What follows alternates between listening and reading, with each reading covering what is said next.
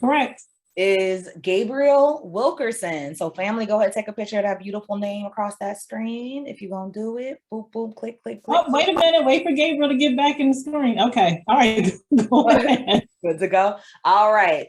So Gabriel, if you can tell us your name, your school, and your name, your school, and your grade. Okay, thank you. My name is Gabriel Wilkerson, and I'm a junior at Surrattsville High School. Okay, so here's the story. In late January of this year, the 83-year-old Justice Stephen Breyer, who has been a member of the Supreme Court since 1994, retired from his lifetime position. During the announcement of this retirement, Joe Biden, the president, announced he would be nominating a new justice. This candidate, as Biden says, will be someone with extraordinary qualifications, character, experience, and integrity. Though he hadn't chosen his nominee yet, Biden made it very clear he would make good on his promise during his campaign and nominate the first Black woman to the Supreme Court. And just yesterday, Biden's pick was revealed. Her name is Judge Ketanji Brown Jackson, a public defender who was ascended to vice chair of the U.S. Sentencing Commission and District Court Justice for the U.S. District Court of D.C. On top of that, she was Judge Breyer's law clerk and considers him a mentor. That's the story so far, but there's so much more to it than appears on the surface. With America's surge in conversations on topics such as racial diversity and affirmative action, this ordeal has gotten a very polarizing reaction. So, is this a long overdue achievement for the Black community, a rather glib attempt at affirmative action, or something in between? First, what does the process of becoming a Supreme Justice look like? Once a justice leaves, the president, with advice from the Senate, can nominate a new justice of his choice. The Judiciary Committee then votes, and if the majority is in favor, the nominee becomes a Supreme Justice. You'll notice that the president doesn't have that many stipulations in this process, as many nominees are often acquaintances, friends, and or congruent with the president's political ideology. In 1965, Lyndon B. Johnson appointed Abe Fortas, who had defended Johnson in an electoral dispute.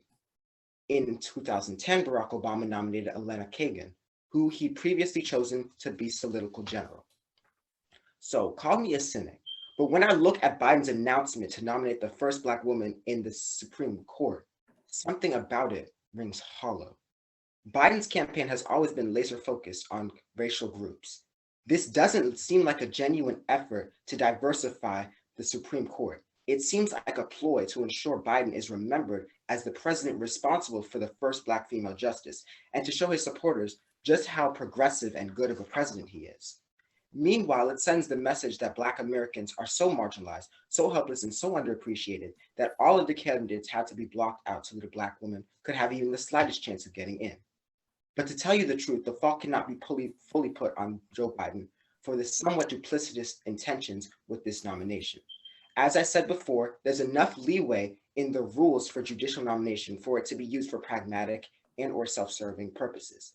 Just as Johnson and Obama were perfectly within their rights to nominate people who they were acquainted with, Biden has the right to nominate based on whatever factors he pleased.